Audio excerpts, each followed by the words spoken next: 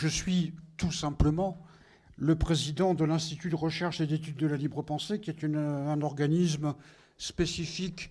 Le principe de la démocratie de mandat, c'est qu'on assume le mandat qui vous est confié et pas d'autres mandats. Chers amis, chers camarades, bonsoir. Je suis donc le dernier orateur de cette journée. Tout le monde a inconsciemment regardé sa montre en se disant un petit peu comme quand on rentre chez le dentiste, pourvu que ça soit rapide et indolore, je ne garantis rien. Alors la réflexion que je vais essayer de mener avec vous concerne la question des relations entre la liberté de conscience et la République. Et cette communication était en grande partie rédigée quand Valentine Zuber, qui est membre du conseil d'administration de la Vigie de la laïcité, m'a amicalement fait parvenir à un ouvrage collectif qu'elle a co-dirigé sur cette question, afin, dit-elle, de nourrir le débat. Et je suis donc obligé, et pas seulement par courtoisie, amené à reformuler certaines propositions de l'exposé, surtout pour essayer de rester au niveau d'exigence de ce que Valentine a esquissé. En outre, la publication des 2 forts volumes de Jean Bobéro sur la loi de 1905, là aussi, contribue non pas à formuler différemment, mais à argumenter différemment.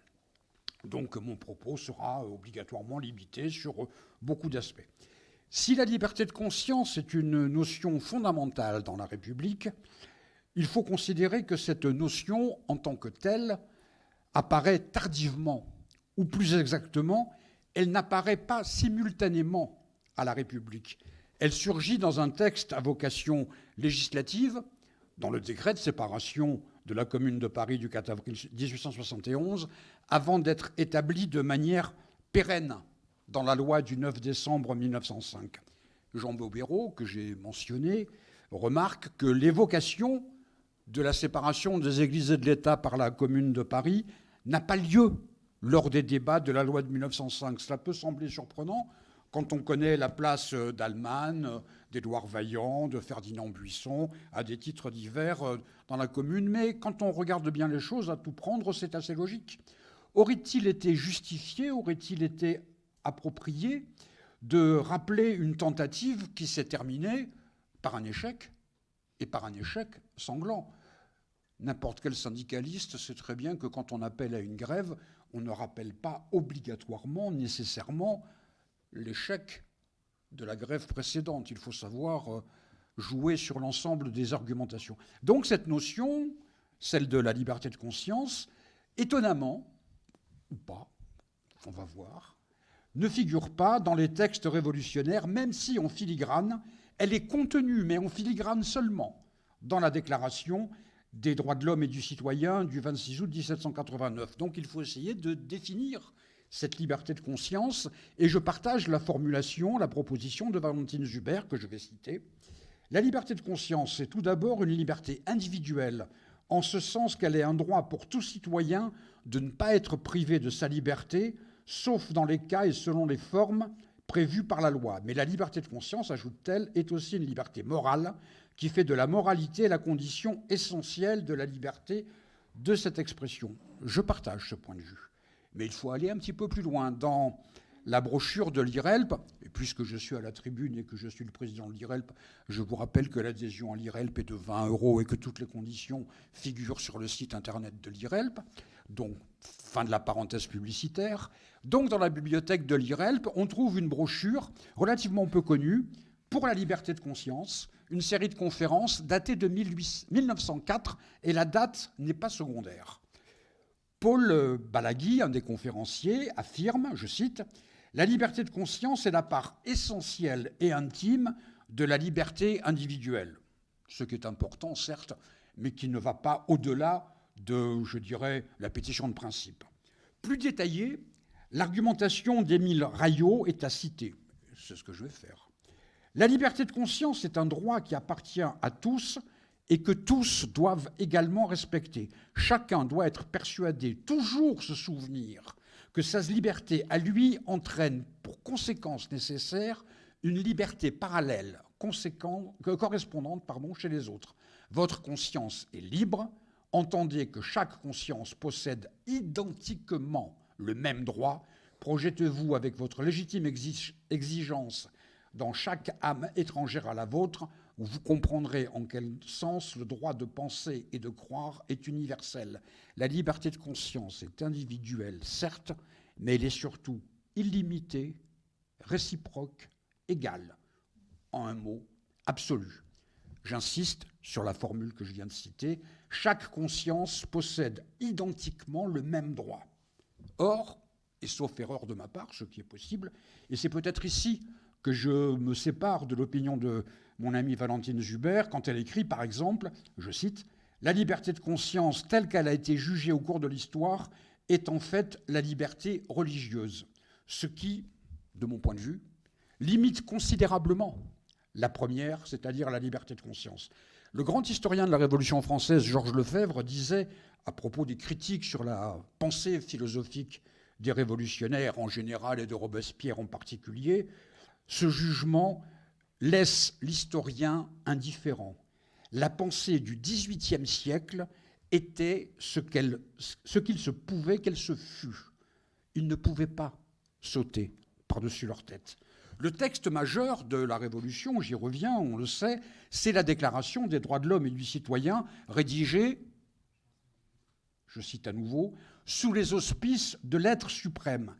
Être suprême dont on ne dit rien de plus, ce qui correspond au vœu de tout le monde, tant cette caractérisation est vide.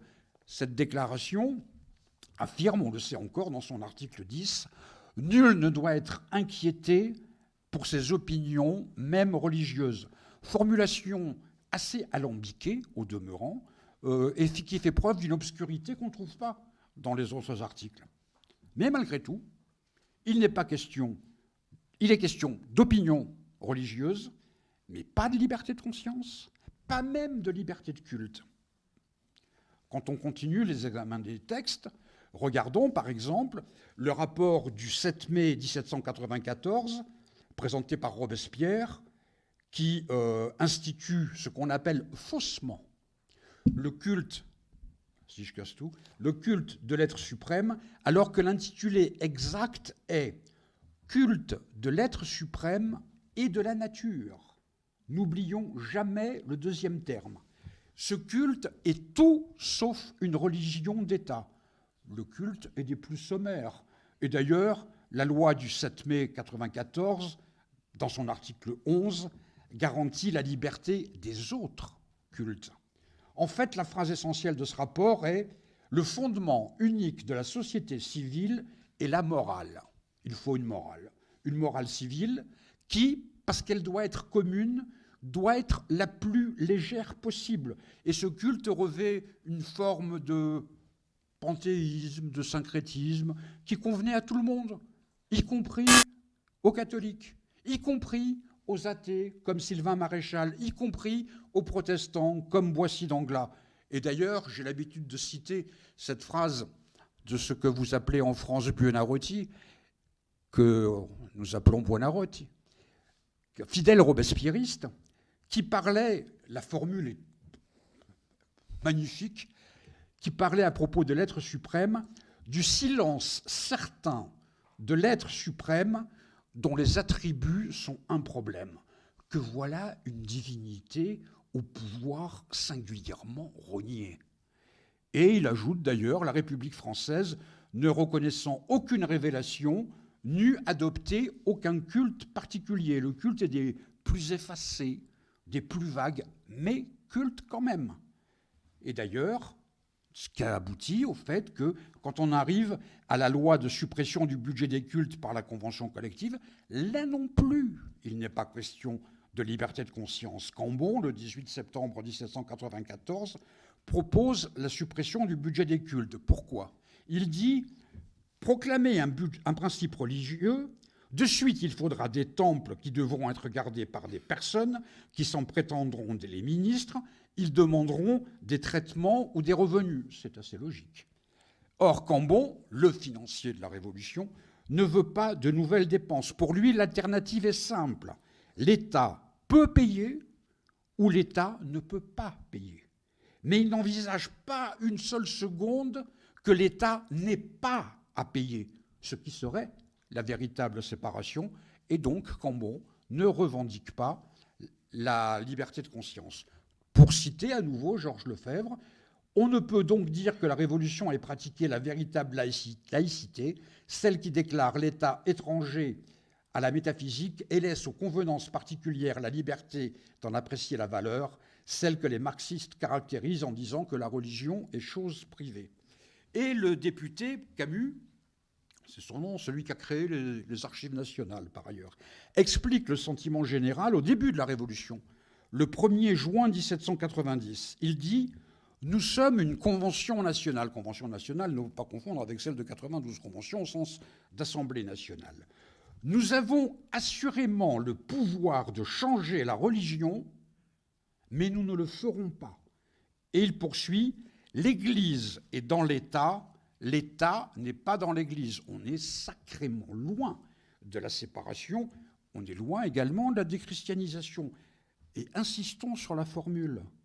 Nous avons le pouvoir de changer la religion. C'est totalement contraire à la liberté de conscience. Et ce qui pose un autre problème par la bande, ou par opposition, on va dire, regardons le décret de séparation de la Commune de Paris. Il est bref, c'est un décret. Enfin, dire qu'il est bref, c'est un décret, non, parce que je vous renvoie à certains décrets publiés actuellement au journal officiel, leur longueur n'égale que leur obscurité. Donc revenons au décret de la Commune de Paris. Considérant que le premier des principes de la République française est la liberté, considérant que la liberté de conscience est la première des libertés, etc., etc. Il y aurait toute une discussion à avoir, et peut-être on l'aura dans les questions, sur la Commune de Paris parle de principe, pas de valeur de la République. Ce n'est pas quelque chose de secondaire, mais peut-être qu'on aura l'occasion d'y revenir. Et donc, la liberté de conscience pour la Commune, c'est le critère de la laïcité, et c'est d'ailleurs la conséquence de la non-reconnaissance des cultes, et c'est explicite dans ce décret, la première réelle séparation, et c'est la première fois que la notion de liberté de conscience apparaît dans la terminologie législative. Faisons un bond dans le temps, regardons les discussions 1903, 1904, 1905, la proposition de loi de Francis de Pressensé, 7 avril 1903, dit « La République garantit la liberté de conscience, de croyance et de culte, le droit absolu de faire ou de ne pas faire profession d'une religion quelconque. » La formule, là, est considérablement étirée. La liberté de conscience est mentionnée, mais je ne vais pas dire qu'elle est déliée, elle est explicitée. La commission parlementaire, dite commission des 33, il ne faut jamais oublier que dans la commission parlementaire dite des 33, qui va aboutir à la loi de séparation du 9 décembre, 17 des députés, la majorité absolue, étaient adhérents de la libre pensée. Donc, le rapport de la commission parlementaire écrit « La République assure la liberté de conscience, elle garantit le libre exercice des cultes sous les seules restrictions ci-après dans l'intérêt de l'ordre public », ce qui va aboutir à la formulation de la loi. Or, Jean Bobéro insiste, à juste titre, à mon avis, on en discutait hier dans une conférence à la Maison des sciences de l'homme, sur la guerre des gauches, la guerre interne aux différents groupes républicains, va-t-on dire. Parce que l'opposition à la liberté de conscience n'a pas été le seul fait de la droite cléricale ou monarchiste.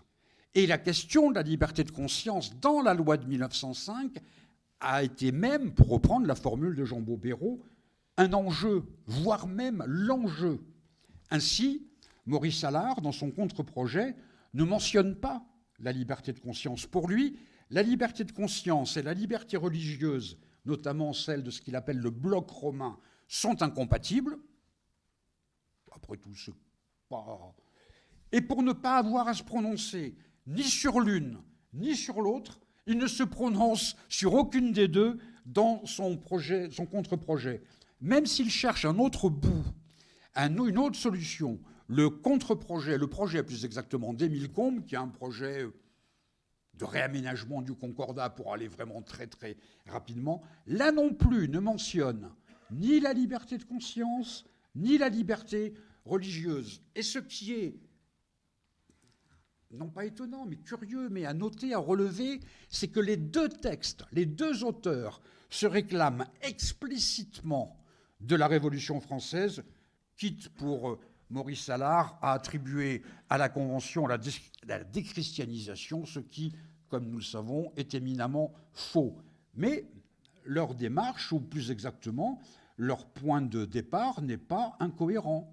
Parce que dans la Révolution, l'État s'est toujours gardé la possibilité d'intervenir dans l'organisation des cultes, en garantissant la liberté des cultes, mais toujours de telle manière que ce soit dans la constitution civile du clergé, dans le rapport sur, comment dirais-je, le culte de l'être suprême et de la nature, ou dans la séparation du budget des cultes, la possibilité d'intervenir. Par exemple, quand Cambon a fait supprimer le budget de l'Église assermentée, et donc la constitution civile du clergé, une solution était nécessaire. Il fallait sortir de l'impasse, en quelque sorte. Le 3 Ventose, 21 février 1795, donc, Boissy d'Anglas, un des rédacteurs de la Déclaration des droits de l'homme, considéré comme un protestant, à juste titre d'ailleurs, explique, et la critique qu'il mène contre la politique religieuse de la Constituante est assez pertinente. Il dit « Au lieu de détruire, elle voulut créer, organiser au lieu d'abolir.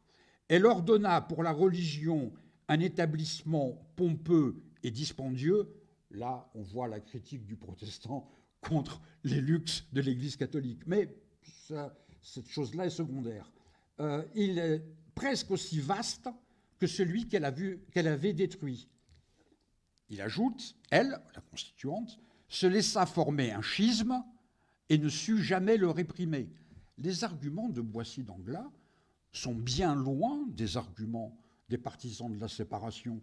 Est-ce que c'est le travail de l'Assemblée constituante ou d'une quelconque assemblée d'organiser ou de réprimer un schisme? Bien évidemment non. Mais d'autres formulations de Boissy d'Anglas sont, comment je peux dire cela, philosophiquement de très haut niveau. Il ajoute « Le cœur de l'homme est un asile sacré où l'œil du gouvernement ne doit pas descendre. » On commence à affleurer à la question de la liberté de conscience. Je me permets d'insister parce qu'il n'est pas interdit de penser que quand vous entendrez telle ou telle déclaration ministérielle dans les jours et dans les heures qui viennent, vous repenserez à cette formule de Boissy d'Anglas. Le cœur de l'homme est un asile sacré où l'œil du gouvernement ne doit pas descendre. Je souscris à ces propos. Et il ajoute, surveillez donc ce que vous ne pouvez empêcher, régularisez ce que vous ne pouvez défendre. Gardez-vous bien de faire pratiquer avec enthousiasme dans les souterrains. Il fait référence au culte dans les déserts des Cévennes, mais y compris au premier culte chrétien, de faire pratiquer avec enthousiasme dans les souterrains ce qui se pratiquerait avec indifférence, avec ennui, même dans une maison privée. Et quand on regarde également les cahiers de doléances, pour ceux que nous avons de leur connaissance, par exemple les cahiers de doléances de Bretagne, qui ont été analysés par Philippe Gratteau, il écrit « La liberté de conscience est même totalement absente ». Alors là, quand on travaille un petit peu sur ces questions-là, il faut faire attention. La notion est absente. Est-ce que la formule est absente? Autrement, on risquerait d'avoir ce que dans notre jargon on appellerait, je dirais, le nominalisme. Ah, on a trouvé un mot, mais ce mot veut dire la même chose, quel que soit le contexte. Non, regardons les choses. Le député Portalis, le 9 Fructidor en 4, dit « Il n'y a plus d'église nationale et le clergé n'est plus un corps. » Bon, admettons. « Il n'est plus question de détruire, il est temps de fonder. Voulez-vous tuer le fanatisme? Maintenez la liberté de conscience. » Là, on se dit, on a trouvé. Eh bien non, parce que cette citation est intéressante, mais elle est malheureusement inexacte. L'Église de Paris et la Révolution, comme d'autres sources, indiquent « Voulons-nous tuer le fanatisme ? Maintenons la liberté des consciences. Il n'est plus question de détruire, mais de gouverner. » Chipotage. Liberté de conscience et liberté des consciences, est-ce que cela recouvre le même fond ? Nullement. La liberté de conscience est un principe, la liberté des consciences est un terme religieux. Je vais essayer de m'en expliquer. La liberté de conscience est dénoncée explicitement dans l'encyclique Mirarivos par Grégoire XVI en 1832. Il dit « De cette source empoisonnée de l'indifférentisme découle cette maxime fausse et absurde, ou plutôt ce délire, qu'on doit procurer et garantir à chacun la liberté de conscience, erreur des plus contagieuses. » L'historien Émile Poula commente. Pie XI, plus tard, condamne ainsi fortement que Grégoire XVI la liberté de conscience prise comme un droit à la subjectivité en matière religieuse, mais le pape reconnaît la liberté des consciences. Émile Poula, commente, que signifie la liberté des consciences ? On ne considère pas la conscience de manière abstraite, mais les consciences, c'est-à-dire les personnes en tant que telles qui sont douées d'une conscience. Eh bien, quand on personnalise, on aboutit à une formule comme « Je reconnais la liberté pleine et entière de votre conscience ». Il faut ajouter que quand je reconnais votre absolue liberté de conscience, je ne reconnais pas forcément l'idée que vous en avez ni l'usage que vous en faites. Dieu jugera. Et réciproquement, vous me reconnaissez le droit de dire publiquement que je ne suis pas d'accord avec vous et pourquoi. Et là, contrairement à ce que l'on peut lire dans un certain nombre de textes, le Concile Vatican II, qu'on nous présente comme étant l'aggiornamento, la modernisation de l'Église catholique, ne reconnaît pas la liberté de conscience. La déclaration Dignitatis Humanae, j'ai fait du latin, mais il y a très longtemps, écrit « C'est donc faire injure à la personne humaine et à l'ordre même établi par Dieu pour les êtres humains que de refuser à l'homme le libre exercice de la religion dans la société dès lors que l'ordre public juste est sauvegardé. » Il ne parle pas de liberté de conscience, il parle de liberté de religion. Et un évêque commente « Pie XI a ainsi suivi la règle de progrès en introduisant une nouvelle distinction qui était de grande importance pour mieux comprendre la doctrine catholique. Il a distingué en effet liberté des consciences et liberté de conscience. Il a rejeté cette dernière formule comme équivoque parce que utilisée le plus souvent dans le système laïciste pour signifier l'indépendance absolue de la conscience, qui est, c'est l'évêque qui parle, quelque chose d'absurde pour l'homme créé et racheté par Dieu. Mais il a reçu, le pape, la première formule de liberté des consciences lorsqu'il a dit qu'il menait avec joie et fierté le bon combat pour la liberté des consciences. Continuons plus pour très longtemps. L'étude des textes révolutionnaires, au moment de la discussion que j'ai mentionnée de l'Assemblée constituante, le comte de Clermont-Tonnerre, qui refuse une religion nationale, jette « laisser les consciences libres ».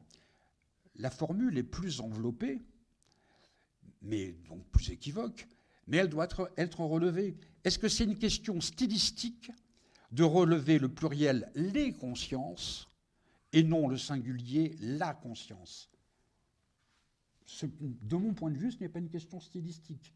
Laisser la conscience libre est du domaine de la liberté individuelle. Laisser les consciences libres est du domaine de l'organisation sociale. En un mot, pour que les consciences soient libres, il faut qu'elles soient libérées par quelque chose d'extérieur à l'individu. Pour que la conscience soit libre, il faut affirmer la primauté de l'individu sur toute chose. La liberté des consciences, c'est l'homme en dessous. La liberté de conscience, c'est l'homme au-dessus de tout. Et là, on touche nécessairement à une question récurrente sous la Révolution, l'articulation entre privé et public. Et ça a pris notamment une forme qui pour nous est incongrue, mais qui à l'époque était particulièrement importante, la question des serments civiques, des serments publics, notamment le serment de haine à la royauté, à l'anarchie de Nivose en 5. Certes, le serment était limité aux fonctionnaires publics, mais comme tous les fonctionnaires, comment dirais-je, étaient élus et que tout le monde pouvait faire acte de candidature, y compris, comme l'a dit Jean-Louis Robert en faisant référence au souhait de la Commune de Paris, les magistrats et les juges, tout le monde peut être candidat. En théorie. En pratique, ça a été autrement plus compliqué. Et donc, un historien qui s'appelle Marc de Leplace pose la question, la haine peut-elle être un sentiment républicain, puisqu'il faut prêter serment de haine à la royauté ou à l'anarchie?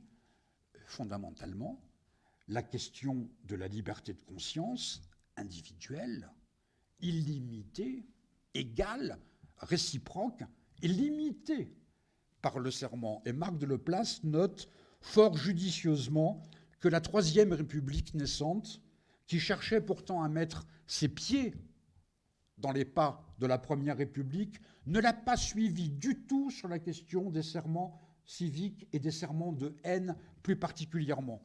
Là, bien évidemment, on est en droit de se poser, et c'est une question que je me suis posée, et Condorcet dans tout ça. Parce qu'on peut penser, et effectivement, Condorcet n'est pas celui qui est allé jusqu'à la liberté de conscience, mais c'est celui qui est allé le plus loin dans cette direction. Il écrit, par exemple, la liberté de conscience, le terme y figure, la plus absolue doit être le vœu de tout homme qui croit à la religion qu'il professe. C'est-à-dire que pour lui, il y a une identité entre la liberté de conscience et la liberté religieuse. Et la liberté de conscience de celui qui n'a pas de religion, que devient-elle? Et à plusieurs reprises, il tourne autour de cette notion, ce qui fait que Élisabeth et Robert Badinter, dans leur ouvrage remarquable sur Condorcet, écrivent, commentent, Condorcet rêve d'une église catholique dont les prêtres ne seraient pas isolés du reste de la nation. J'ai fait référence à l'ouvrage collectif dirigé par Valentine Jubert et Jacques Huetzinger. Dans la conclusion de cet ouvrage, Jacques Huetzinger écrit que très souvent, sur la question de ces libertés, on va dire, le principe dominant a été oui à la liberté religieuse, non à la liberté de conscience. Je partage ce point de vue, et cette liberté religieuse, très souvent, s'applique, ou se réserve, question de point de vue, aux religions des livres. Mais que ça soit la religion des livres ou pas, pour notre sujet, ce n'est pas la question.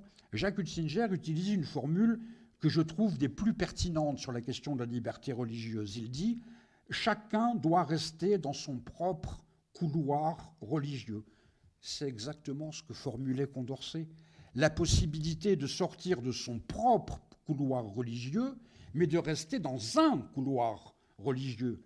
Or, la question n'est pas de sortir de son couloir religieux, mais la question est de pouvoir sortir de n'importe quel couloir idéologique. En un mot, le refus dit dogme. La liberté de conscience permet de sortir de son propre couloir idéologique. Mais cela, au moment de la Révolution, ce n'était pas encore concevable. L'individu se devait tout entier à la nation, sans restriction, sans fort intérieur. Mais en cheminant ainsi, la Révolution française a posé les bases, mais a posé les bases seulement de la réalisation de la liberté de conscience, en quelque sorte empiriquement, par tâtonnements successifs, dans une situation historique précise. La Commune de Paris, la première à utiliser cette notion et cette formulation. La loi de 1905 l'a gravée, la notion, et la formulation. Il y a, quand on regarde bien, à la fois continuité, négation et approfondissement. Pour conclure, quand on demandait à Karl Marx quelle était sa devise préférée, il répondait « doute de tout ». La liberté de conscience, c'est la possibilité organisée de douter de tout. Un mot enfin. J'avais terminé ma première intervention en colloque en 1989 en citant Marx sous la présidence de Michel Vauvel en Sorbonne. Je me souviens de son sourire amusé. C'est ce que je refais ici à Marseille, où il n'est pas incongru de conclure en saluant la mémoire de cet immense historien, toujours présent en nos cœurs et dans le mien en particulier. Je vous remercie.